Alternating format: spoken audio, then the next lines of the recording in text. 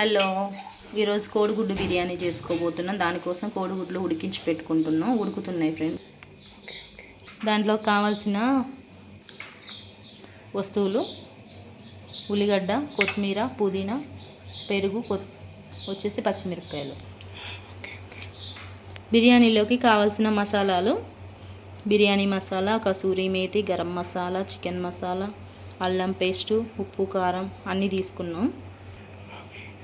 బిర్యానీ కోసం ఒక అర్ధగంట ముందు బాస్మతి రైస్ని బాగా నానబెట్టి ఉంచుకున్నాం. బిర్యానీ కోసం ఉడకబెట్టుకున్న గుడ్లు ఉడికినాయి, ఒలుచుకోవాలి శుభ్రంగా.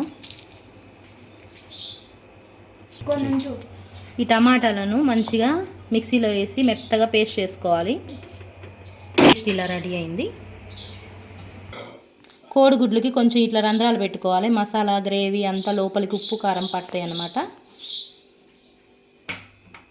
కోసం ముందుగా స్టవ్ ఆన్ చేసుకొని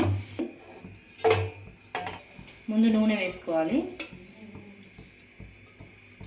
నూనె వేడైంది, దాంట్లో కొద్దిగా ఉప్పు, తర్వాత ఇప్పుడు కొద్దిగా కారం వేసుకోవాలి, కొద్దిగా పసుపు. దీంట్లో వేసుకొని వేయించుకోవాలి. కొంచెం అన్ని వైపులా బాగా వేగాలి. బాగా మొత్తం చుట్టూ ఎగ్లెన్ బ్రౌన్ వచ్చేంత వరకు మంచిగా వేయించుకోవాలి. ఎర్రగా ఎగ్స్ చాలా బాగా గోల్డెన్ బ్రౌన్ వచ్చేసి తీసేసుకున్నాం. అన్నం ఉడికించుకోవడానికి నీళ్ళు పెట్టుకున్నాం. ఉడికించడం కోసం నీళ్ళు పెట్టుకున్నాక దాంట్లో ఇప్పుడు మసాలాలన్నీ, బిర్యానీ మసాలాలు, చెక్క, లవంగ, పచ్చిమిర్చి, కొత్తిమీర, కొద్దిగా పుదీనా, అలాగే రాళ్ళుప్పు అండి,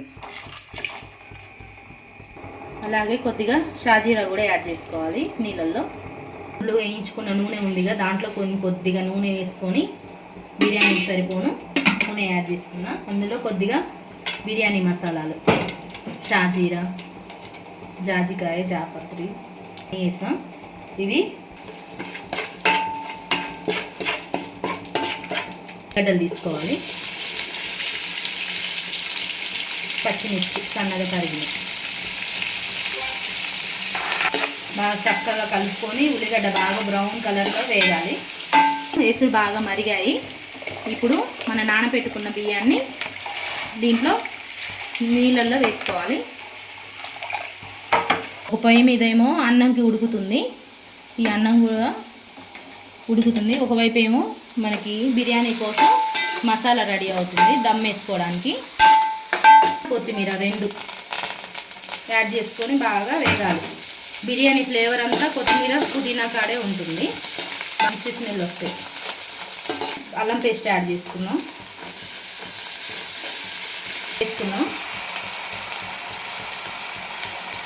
పేస్ట్లోనే పసుపు,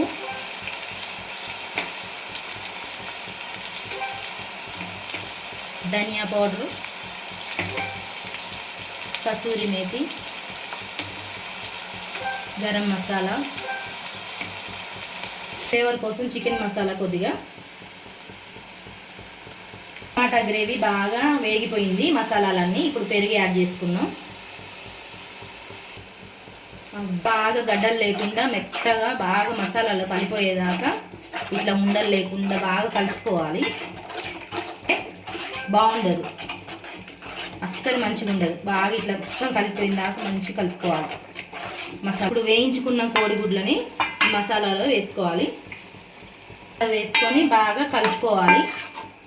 కలుపుకుంటే మసాలా మొత్తం అబ్జర్వ్ చేసుకుంటాయి ఎగ్స్. నూనె పైకి తేలేంత వరకు ఇప్పుడు బాగా ఈ మసాలా అంతా మగ్గాలన్నమాట. లేదు ఇలా చూసుకోవాలి. ఆల్మోస్ట్ ఉడికిపోయాయి. అన్నాన్ని ఇలా మొత్తం పొరలు పొరలుగా వేసుకోవాలి.